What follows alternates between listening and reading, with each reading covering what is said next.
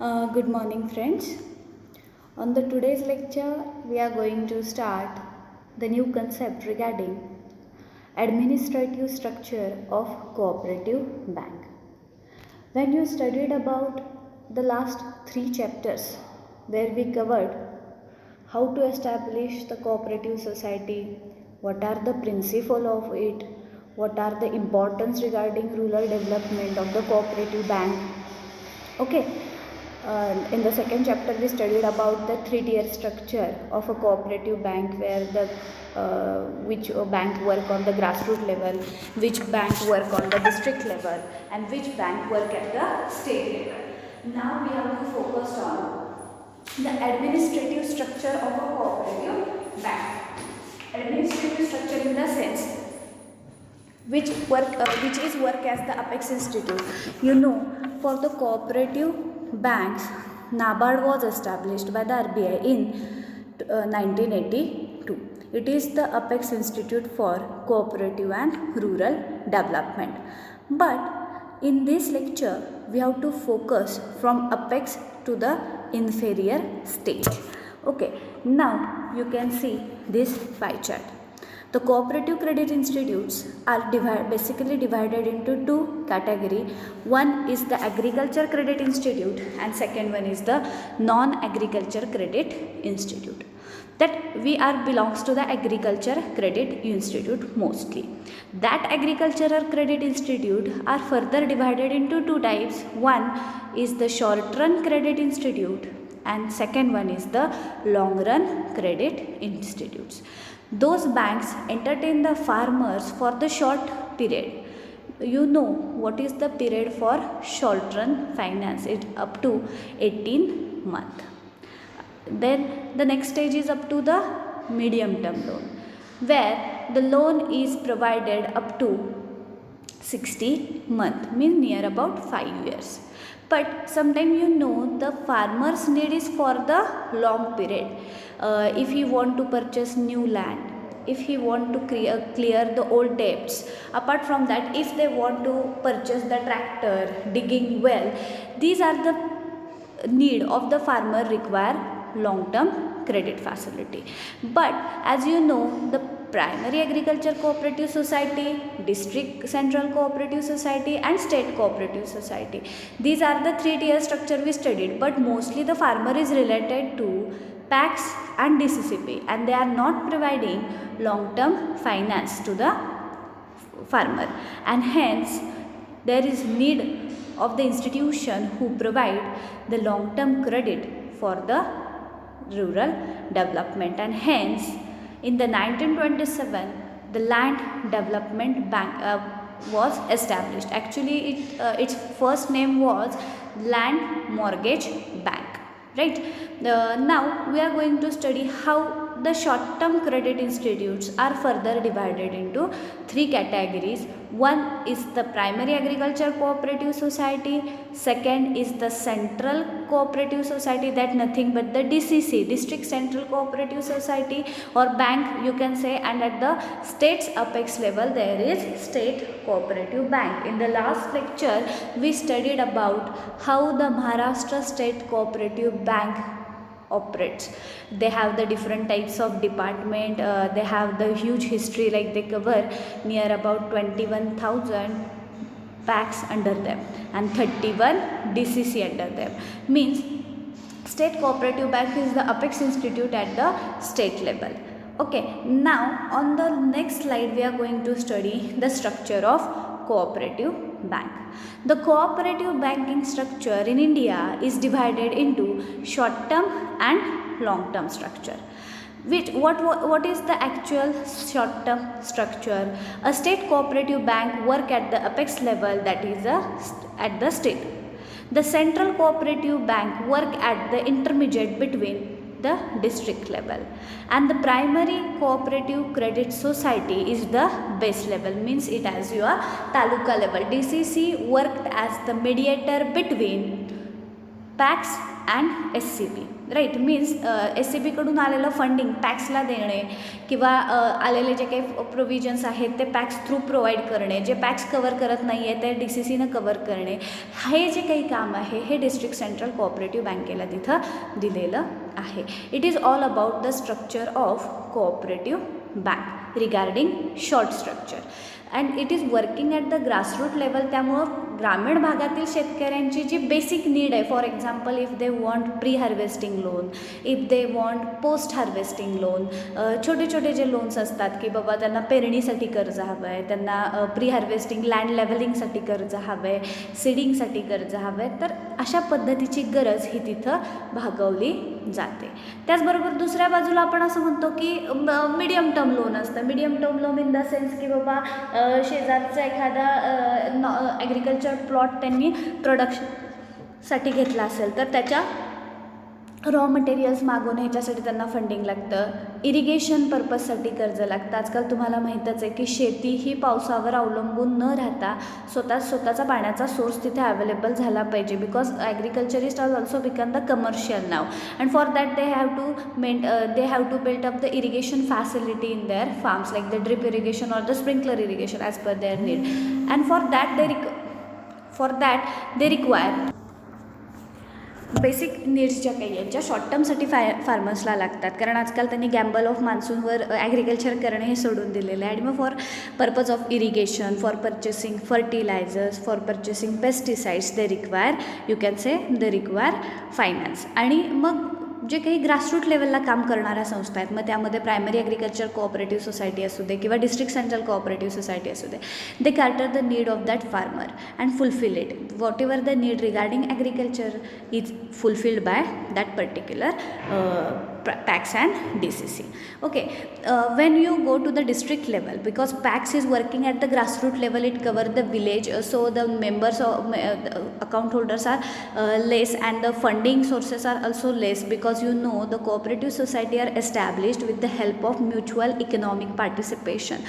आणि मग होतं कसं की बाबा बऱ्याच वेळेस फंडिंगचा प्रॉब्लेम पॅक्समध्ये तिथं क्लिअर होतो, कारण त्यांचं कॅपिटल जास्त जनरेट झालेलं नसतं, so they cannot provide the huge amount of loan.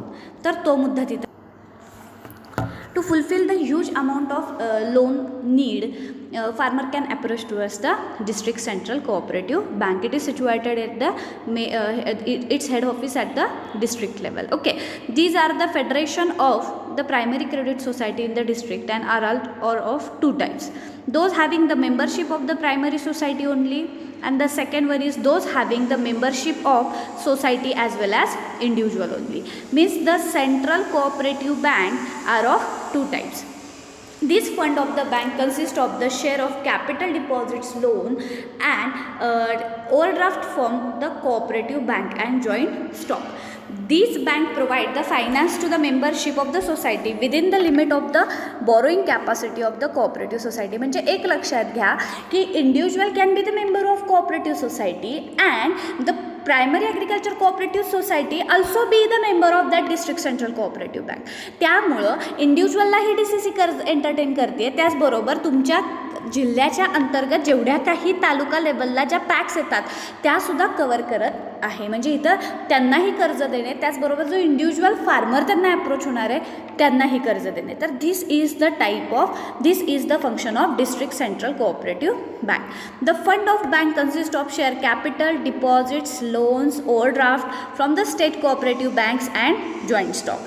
This bank provide the finance to the membership of the society within the limit of the borrowing capacity and the society. This also conduct all the business of joint stock bank. म्हणजे इथं कोणत्या कोणत्या services तुम्हाला provide केल्या जाणार आहेत मुलांनो, तर त्यामध्ये पहिलं बघायचं आहे the fund of bank consist of share capital, deposits, loan, overdraft from the state cooperative banks and the joint stock. आता नाबार्डकडनं एखादी प्रोव्हिजन जेव्हा केली जाते मुलांनो, तेव्हा त्याचं फंडिंग डिरेक्टली स्टेट कोऑपरेटिव्ह बँकेला जातं आणि मग स्टेट कोऑपरेटिव्ह बँक तिच्या अंडर ज्या काही DCC आहेत त्यांना तो फंड तिथं ट्रान्सफर करते आणि मग DCC डायरेक्ट कन्झ्युमरपर्यंत पोहोचवायचं तिथं काम करत असते. तर तो मुद्दा आपण इथं बघितलेला आहे डिस्ट्रिक्ट सेंट्रल कोऑपरेटिव्ह बँकेशी रिलेटेड की it is act as a mediator. It is not only provide the credit to the individual, but it also entertain the primary agriculture cooperative societies which are came under the district level. So इथले काही जे functions आहेत जे आपण already दुसऱ्या चॅप्टरमध्ये cover केलेलेच आहेत की which are the basic functions of the district central cooperative bank, तर तोही मुद्दा इथं आपल्याला बघायचा आहे. त्यानंतर जे आपण बघणार आहोत that is state cooperative bank. You know and you got its brief idea in the last lecture that when we study about the Maharashtra state cooperative bank. आता महाराष्ट्र स्टेट बँकेच्या बाबतीत जर बोलायचं झालं तर it is a state cooperative bank. Every state has their own state cooperative bank and it is the work as the apex level at your state. राज्याच्या ठिकाणी ही एक शिखर संस्था म्हणून तिथं काम करत असते. The state cooperative bank is the federation of central cooperative bank act as the watchdog of the cooperative banking and the structure system. म्हणजे एक लक्षात घ्या की स्टेट कोऑपरेटिव्ह बँकेनं फक्त तिच्या जे काही पुढच्या संस्था आहेत म्हणजे DCCA पॅक्स आहे यांना क्रेडिट करण्यापेक्षा त्यापेक्षाही महत्त्वाचं तिथं काय केलं जातं तर तिथं आपण मुद्दा केलेला आहे की it is act as the watchdog. Watchdog in the sense is supervise all the functions done by the DCC and PACS. तर तो मुद्दा इथं दिलेला आहे. It is procure the fund from the share capital, deposits, loans, overdraft from the Reserve Bank of India. आता एक लक्षात घ्या की रुरल डेव्हलपमेंटसाठी किंवा ॲग्रिकल्चर डेव्हलपमेंटसाठी ज्या ज्या काही प्रोव्हिजन्स तिथं केल्या जातात रिझर्व्ह बँक ऑफ इंडिया किंवा स्टेट गव्हर्नमेंट ज्या ज्या काही प्रोव्हिजन करत असतं तर that procure the fund from the share capital, you can say share capital, deposits, loan, overdraft from the RBI. RBIकडनं त्यांना शेअर कॅपिटल सुद्धा मिळू शकते, लोन्ससुद्धा मिळू शकतात, ओव्हरड्राफ्ट फॅसिलिटीसुद्धा मिळू शकते. म्हणजे कोऑपरेटिव्ह बँकांनी व्यवस्थितरित्या काम करावं त्यांच्या दिलेल्या राज्यामध्ये ह्याच्यासाठी गव्हर्नमेंट त्यांना नेहमीच मदत करत असतं. आणि त्याचबरोबर it is the object of Reserve Bank of India to provide the fund to them. The fund is in the form of loan, is in the form of overdraft, is in the form of deposits. Now the next is the state cooperative bank lend the money to the central cooperative bank and the primary society and not directly to the farmer. So always remember ki state cooperative bank is the apex bank. So farmer it is not directly काय आपण म्हणू शकतो it is not that state cooperative bank is not directly deal with the individual. Instead of that they provide fund to the DCC and PACs. Direct farmer state कोऑपरेटिव्हला approach होणार आहे का नाही. Even फार्मर्सला हे माहितीही नसतं की राज्य मध्यवर्ती बँक आहे आणि ती आपल्याला मदत करू शकते किंवा काय आणि ती कुठे काही, because you know the most of the farmers are illiterate, so they don't have the idea, even they are not having the knowledge how to get benefit from the state cooperative. And hence NABARD suggested that you should not deal with directly to the farmer. Instead of that, you should provide or you should lend the money to the DCC and the PACs, not directly to the farmer. तुम्ही directly फार्मरला कर्ज देण्यापेक्षा तुम्ही DCC आणि पॅक्सला तिथं कर्ज द्या की जेणेकरून काय होईल की त्या एरियातल्या ज्या बँका असतात त्यांना त्या एरियाची नीड खूप चांगल्या पद्धतीनं माहीत असते. आता let we take the example of Satara DCC. आता सातारा DCCला माहिती आहे की बाबा सातारा, वाई, कोरेगाव इकडं कशाची कुठल्या पद्धतीच्या कर्जाची गरज आहे. तेच तिकडं मान, म्हसवड जे काही तालुके आहेत तिथं कोणत्या प्रकारचे कर्जाची गरज आहे. आपल्या इकडं mostly pre harvesting, post harvesting loan तिथं डिमांड केले जातात. परंतु जेव्हा तुम्ही दुसऱ्या बाजूला बघता की मान, म्हसवड हे जे काही ज्याला काय आपण म्हणू की ड्रॉट एरिया आहेत तिथं मात्र इरिगेशनसाठी लोन मोठ्या प्रमाणावर मागवलं जातं. म्हणजे ह्या पद्धतीचं यामागचं ऑब्जेक्ट आहे की that DCC particular district central cooperative bank and the primary agriculture cooperative bank can analyse the accurate idea or can accurately analyse the need of that particular area and they are providing the loan facility as per their requirement. There are various types of loan. जसं मी तुम्हाला म्हणलेलं होतं नुसतं agriculture loan म्हणण्यापेक्षा तुम्ही असं म्हणलात तरी चालेल की there are various types of agro based loans. मग it is for the pre harvesting, post harvesting, that is very common. But apart from that those who are engaged in to those who are engaged into, you can say, the agro processing industries, like they are producing something from the agriculture raw material. तर असे जे काही agro processing industries आहेत त्यांनासुद्धा तिथं finance हा state cooperative through केला जातो. म्हणजेच काय, तर स्टेट कोऑपरेटिव्ह डायरेक्टली तुमच्याबरोबर डील करत नाही, तर it provide loan to the DCC आणि you can approach towards the DCC. तुम्ही डायरेक्ट DCCला जाऊन अप्रोच करू शकता. तर this is all about the state cooperative bank. कारण कसं होतं, नुसतं agriculture development, yes we require the agriculture development, but apart from that agro based industries are running in the full fledged now, like dairy, poultry, forestry. These are the agro based industries. Apart from that, agro processing unit, let me take the example of MAPRO. It is also the agro processing industries. They collect the raw material from the farms and do the processing on it and sell the processed product like jam, jelly, sauce. These are the things which they sell. हा जो काही मुद्दा आहे, मग त्यांना जे काही processing करायचं आहे त्या प्रोसेसिंगसाठी त्यांना मोठे मोठे इक्विपमेंट्स घेतले पाहिजेत, त्यांना मोठे मोठे इक्विपमेंट्स तिथं घ्यायचे असतात किंवा मोठ्या मशिनरीज तिथं घ्यायच्या असतात. And for that they require the huge amount of loan. तर it is provided by the state cooperative. This is the apex institute. So the funding capacity as compared to the DCC and PACS is always high. Always remember की बाबा DCC आणि पॅक्समधली जी काही funding capacity आहे ती SCBची मोर राहते. कारण काय आहे लक्षात घ्या, ह्यांना डिरेक्टली फंडिंग हे नाबार्डकडनं येत असतं, गव्हर्नमेंटकडनं येत असतं, शेअर कॅपिटल RBIकडनं येत असतं आणि त्यामुळं त्यांचं स्वतःचं पेडअप कॅपिटल, शेअर कॅपिटल जास्त आहे आणि so that they are eligible to provide the big loans to the farmers. This is all about the state cooperative bank. आता हे जे आपण तीन जे बघितलेले होते, it is related to the short term structure. In this chart again I am going to revise.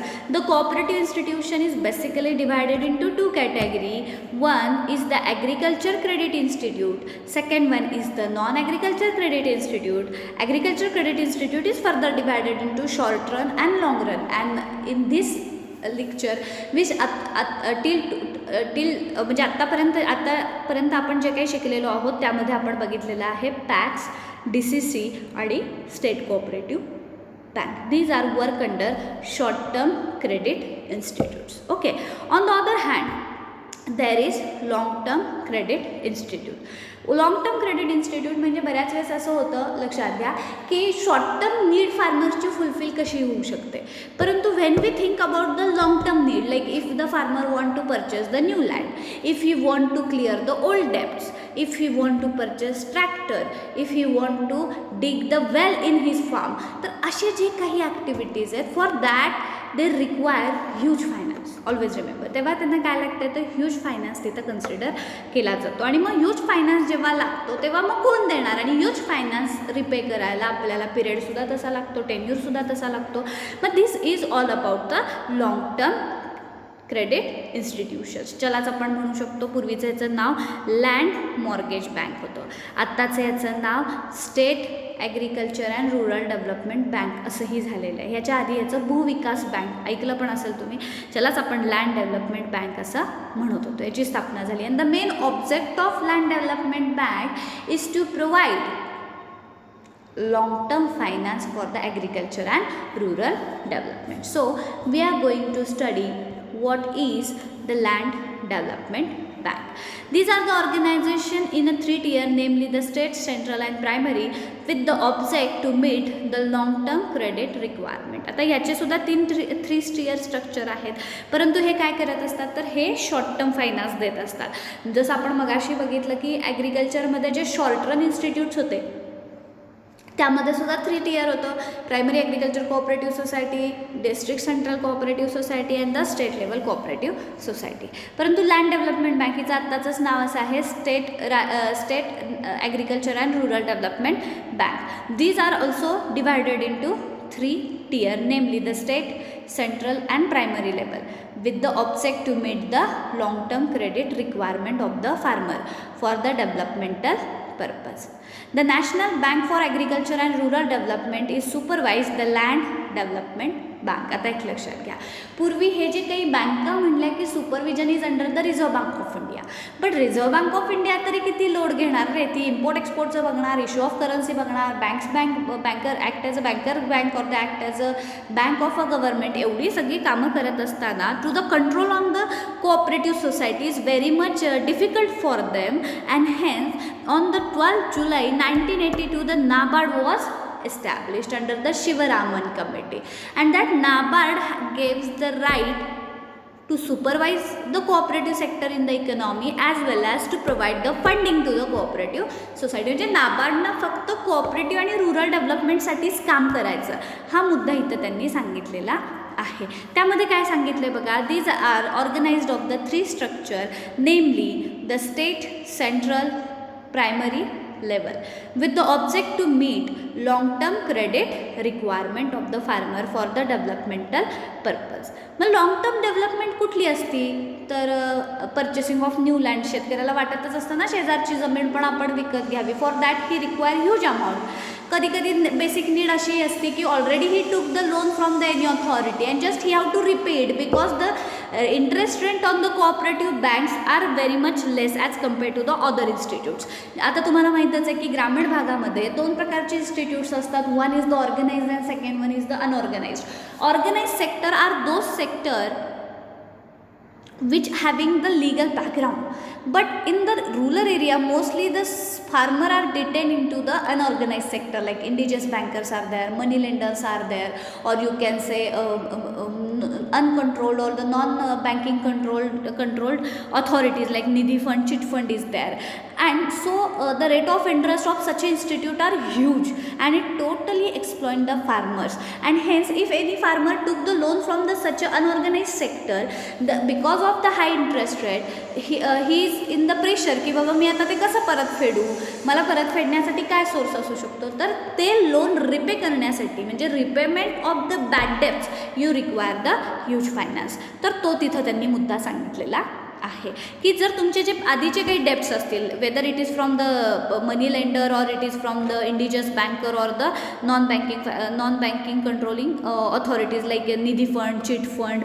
तर इथनं जर काही कर्ज घेतले असेल तर ते रिपे करण्यासाठी सुद्धा तुम्हाला तिथं लोन दिलं जात आहे. म्हणजे हे एक त्यामागचा सगळ्यात मोठा हेतू आहे की to fulfil or to cater the long term need of the particular farmer. The next one is all about the National Bank for Agriculture and Rural Development supervise the land development bank, means the NABARD act as the supervisors.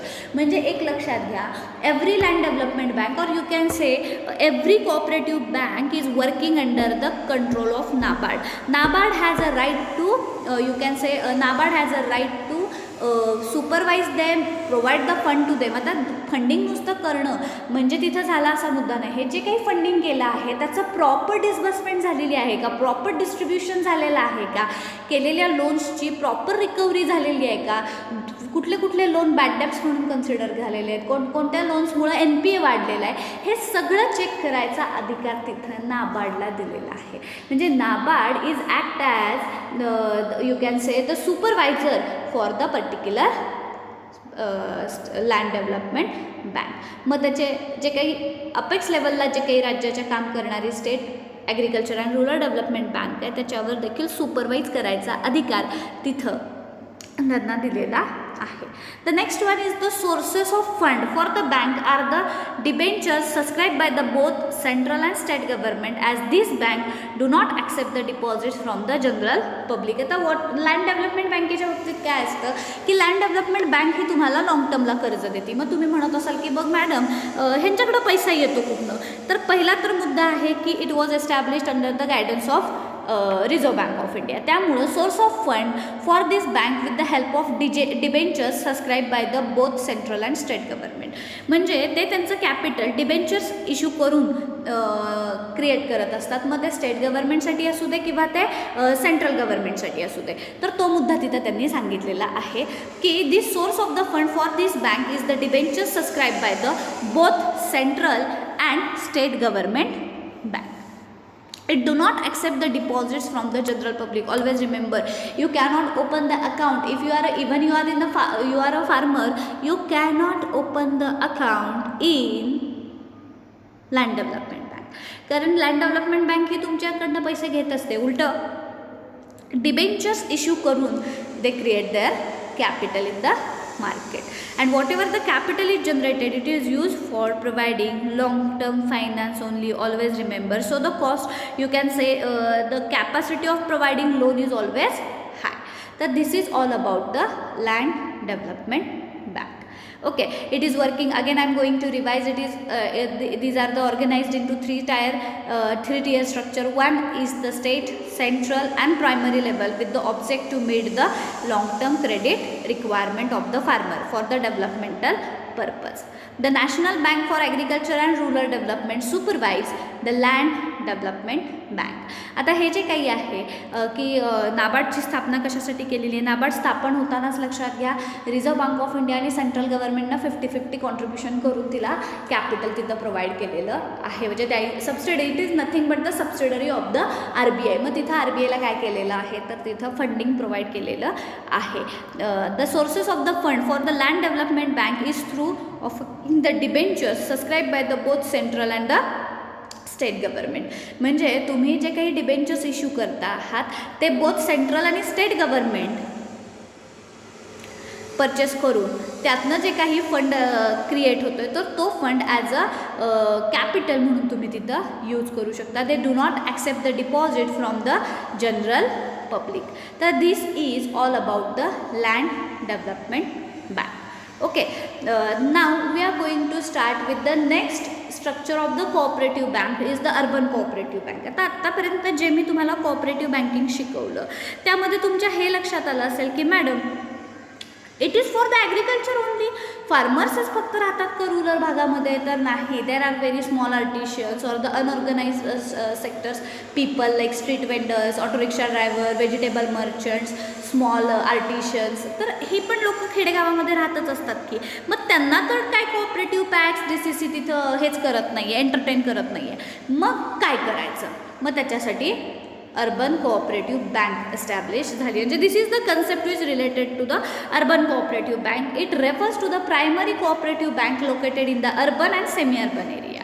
म्हणजे ह्या ज्या काही बँका आहेत त्या ग्रामीण आणि शहरी भागामध्ये सुद्धा एस्टॅब्लिश झालेल्या असतात. The earlier scope of this bank is a restricted which now has been considerable widen. म्हणजे आता अर्बन कोऑपरेटिव्ह बँक फक्त फार्मर यांच्यावरच फोकस न करता ते काय करत आहेत तर ते करत आहेत वेगवेगळ्या प्रकारचे जे स्मॉल आर्टिशन्स आहेत, स्ट्रीट वेंडर आहेत, those who are related to the unorganise sector, तर त्यांना कर्ज प्रोव्हाइड करायचं तिथं काम करतात. They accept the deposits from them also. They are not like a primary agriculture cooperative society. They are not entertaining only the farmers but they also entertain those who are related to the unorganise sector. Because you know की ह्या लोकांना commercial बँका कधीच entertain करत नाही. कारण commercial बँकांचं काय असतं, हे साधं अकाउंट ओपनिंग जरी म्हटलं तरी ते खूप जास्त क्वांटिटी असतं. आणि मग त्यामुळं काय होतं की फार्मर्स किंवा जे काही स्मॉल स्ट्रीट वेंडर्स असू दे किंवा स्मॉल एंटरप्रेनर्स असू दे त्यांना त्याचे बेनिफिट्स मिळू शकत नाहीत. But with the help of urban cooperative society they can fulfil their need. So the urban cooperative, आजकाल तुम्ही कराड अर्बन कोऑपरेटिव्ह बँक ऐकता, कराड जनता अर्बन कोऑपरेटिव्ह ऐकता, वाई अर्बन कोऑपरेटिव्ह बँक ऐकता. म्हणजे ह्या ज्या काही तुम्ही बँकांची नावं ऐकता यांचं फंक्शन काय आहे की to the entertain to not only to the farmers but the small you can say small income group people accept the deposits from them and provide the loan to them. आता यांना सुद्धा apex institute हे नाबार्डच राहतं बरं का, हेही तुम्हाला माहीत असू दे. यांच्यासाठी सुद्धा एक अपेक्स इन्स्टिट्यूट जे काही आपण म्हणतो ते नाबार्डच राहतं. आणि मग नाबार्ड तिथं काय करत असतं तर not only the cooperative institute but the urban cooperative institute also assist bye the NABARD. NABARD काय करत असतं, यांचं ऑडिट घेणं असू दे किंवा सुपरविजन करणं असू दे की तुम्हाला दिलेल्या गाईडलाईन्समध्ये तुम्ही तिथं काम करता आहात का नाही, किंवा काय बऱ्याच वेळेस लिक्विडिटीशी रिलेटेड प्रॉब्लेम येतात, लोन डिस्बर्समेंटशी रिलेटेड प्रॉब्लेम येतात, लोन रिकव्हरीचे तर प्रॉब्लेम कोऑपरेटिव्हमध्ये मोस्टली असतात. कारण या बँक्स एस्टॅब्लिश झालेल्या आहेत is under the object of cooperation. There is not the object of profit maximisation. So any loan is consider as a bad डेब्ट किंवा it is remains the overdues, then bank should not take the stringent action against them. कडक कारवाई काही बऱ्यापैकी केली जात नाही. उलटं कन्व्हर्जन ऑफ लोन, जसं मी कालच्या लेक्चरला तुम्हाला सांगितलं की Maharashtra state cooperative bank has the right to convert the short term loan into long term loan as well. And this is this is the cause behind increasing NPA or the overdues of the particular urban cooperative banks. तर तो मुद्दा आत्ता आपण बघितलेला आहे. They provide the fund service to the small borrowers and the small business. आता urban cooperative bank हे जे काही स्मॉल फंड कोणाला प्रोव्हाइड करणार आहे तर समाजातले जे स्मॉल बॉरोवर्स आणि स्मॉल बिझनेसेस आहेत त्यांना. आता ह्यातले तुम्ही म्हणाल की मॅडम कोणते स्मॉल बिझनेसेस किंवा काय याचा फायदा, तर मग आर्टिशन्स असतात, स्ट्रीट वेंडर्स असतात, ऑटो रिक्षा ड्रायव्हर्स असतात, व्हेजिटेबल मर्चंट्स असतात. यांना कोण एंटरटेन करणार, because commercial bank not entertain them. Then who will be the lender of last resort ज्याला आपण म्हणू शकतो, तर मग त्यांना अर्बन कोऑपरेटिव्ह बँक. आणि अर्बन कोऑपरेटिव्ह बँक एस्टॅब्लिश झाल्यामुळं it is not only limited for the agricultural finance but it is always interested to provide loan for the other activity like renovation of house, purchasing vehicles, or you can say जे काही नवीन बिझनेससाठी जे काही लागणार आहे. आता छोटीशी मला गिरण सुरू करायची आहे तर ते जे काही गिरणी यंत्र आहे ते मला मागवावं लागणार आहे. मग त्याचा काही स्मॉल अमाऊंटचा जो काही फंड आहे तो ह्या अर्बन कोऑपरेटिव्हकडनं प्रोव्हाइड केला जातो. मला आता ऑटो रिक्षा ड्रायव्हर आहे, he want to purchase auto rickshaw, तर त्याच्यासाठी लागणारे पैसे जे काही आहेत म्हणजे असे जे स्मॉल अमाऊंटचे फंडिंग आहेत हे अर्बन कोऑपरेटिव्हकडून केले जातात. त्याचबरोबर urban cooperative is responsible to make किंवा टू आपण म्हणू शकूया it make the people compulsory to make the saving म्हणजे saving habit. It is responsible, urban cooperative bank is responsible to increase the saving habits amongst the people who are belongs to the weaker section of the society.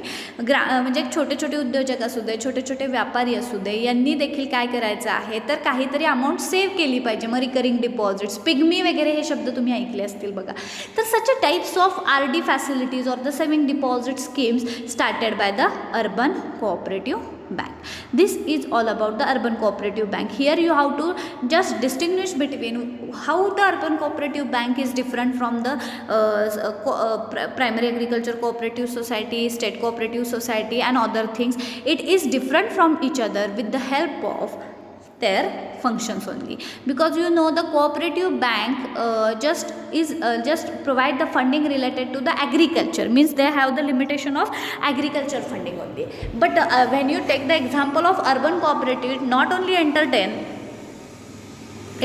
entertain the farmers but it also entertain the people who are belongs to the weaker section of the society. That urban cooperative bank, another concept you studied about the multi-state cooperative bank. Multi-state cooperative bank means those banks got a license to operate more than 2 states. more than 2 states मध्ये तुम्ही operate करायचा अधिकार तिथं दिला जातो. तर त्याला आपण म्हणू शकतो की मल्टीस्टेट कोऑपरेटिव्ह बँक. आता मग त्याच्यासाठी पण काही रूल्स नाबार्डने तिथं फ्रेम करून दिलेले आहेत की if you want to establish the multistate cooperative bank then you should have minimum 70 members from that particular state. ज्या राज्यामध्ये तुम्हाला तुमची बँक टाकायची आहे तिथं किमान तुमचे 70 खातेधारक असले पाहिजेत. म्हणजे असं एक लिमिटसुद्धा तिथं लावलं जातं because under the cooperative banks there is a problem related to you can say the recovery or the funding and so that NABARD took the some steps to raising the fund or you can say to provide the huge fund to the farmers. कारण जेवढा जास्त अमाऊंटचं कर्ज तुम्ही देणार आहात by accepting the collateral security तर तेवढं जास्त प्रमाणात तुम्हाला रेट ऑफ इंटरेस्ट मिळणार आहे and it will beneficial for your banking sector. So this is all about the structure of cooperative society. In this chart you can easily understood what is the cooperative structure at a glance. एका नजरेमध्ये तुमच्या लक्षात येते की cooperative institute basically divided into agriculture credit institute and non agriculture credit institutes. non agriculture मध्ये mostly जे काही industrial डेव्हलपमेंटसाठी दिली जाणारी फायनान्शियल असिस्टन्स ते येतात, परंतु we are related to the cooperative just so you have to focus on the agriculture finance, agriculture credit institute. That agriculture credit institutes are further divided into 2 categories. One is the short term credit institute and second one is the long term credit institute. That short term credit institute is further divided into state cooperative, central cooperative and PACs. Means when you think about the short term credit is up to 18 months or up to medium term is up to 50 months. हे दोनच loan द्यायचा अधिकार या संस्थांना आहे. तुम्हाला माहीत असू दे, if you are looking for the loan up to 60 months तर तुम्हाला ह्या 3 संस्था रिस्पॉन्सिबल राहणार आहेत. You can demand the loan is from the primary agriculture or the DCC. You know the state cooperative bank is never deals with the farmer directly. फार्मरबरोबर directly आपण तिथं काय करत नाही, ज्याला आपण काय म्हणतो फार्मरबरोबर आपण डायरेक्ट डील कधीच करत नाही. त्यामुळं state cooperative bank provide that fund to the DCC and just consumer have or that particular farmer have to approach towards the DCC only, not to the state cooperative. And on the other hand, there is a long-term credit institution. Long-term credit institutions are nothing but who are providing the long term finance. Long टर्मचा tenure मी तुम्हाला सांगितलेलं होतं more than 5 years. 5 वर्षांपेक्षा जास्तीचं कर्ज जर तुम्हाला द्यायचं असेल मुलांना म्हणजे त्या बँकेला कन्झ्युमरला, तर ते अंडर लँड डेव्हलपमेंट बँक येतं. Land development bank was establish to provide the long term finance for the various purpose like purchasing new land, repayment of the old debts, purchasing of tractor, digging well. हे जे काही कामकाज आहेत मुलांना, ह्याच्यासाठी huge अमाऊंटचं कर्ज लागतं आणि ह्यूज अमाऊंटचं कर्ज तुम्ही कधी रिपे करू शकता, तर you can repay it with the help of getting the benefits from land development bank. हे एक नवीन तुमच्यासाठी संकल्पना होती. Land development bank is establish to cater the long term need of the society and it is also supervise by the NABARD. Always remember it. Cooperative financing म्हणलं की त्यांना apex institute हे नाबार्ड झालं. आधी हे सगळं RBI बघत होती, परंतु हेच काम सेपरेट RBIनं नाबार्डला देऊन केलेलं आहे. मग NABARD is responsible for it. आणि नाबार्डसुद्धा direct not deals with you, हेही तुम्हाला माहीत असावं की नाबार्डसुद्धा डायरेक्ट काही कन्झ्युमरशी डील करत नाही. इन्स्टेड ऑफ दॅट तर नाबार्ड काय करत असतं, इन्स्टेड ऑफ दॅट तर नाबार्ड तिथं तुमच्याकडनं कर्ज डिपॉझिट्स घेत नाही किंवा तुम्हाला डायरेक्ट कर्ज देत नाहीत. Instead of that they entertain the state cooperative banks came under them and that state cooperative bank covers the DCC. 31 DCC came under them. आता let me take the example of Maharashtra. तर Maharashtra state कोऑपरेटिव्हच्या बाबतीत जर आपण बोलायचं झालं तर तिथं ते किती जणांना कवर करतात, तर 31 DCCsला कवर करतात. म्हणजे NABARD provide fund to the SCB and SCB transfer it towards the DCC and banks. That both institute that the NABARD and SCB is not deals directly with the customer. Direct कस्टमरवर ते deal कधीच करत नाहीत. Instead of that they are preferring the providing fund through that intermediaries because that intermediary having the better knowledge of that particular area. Always remember.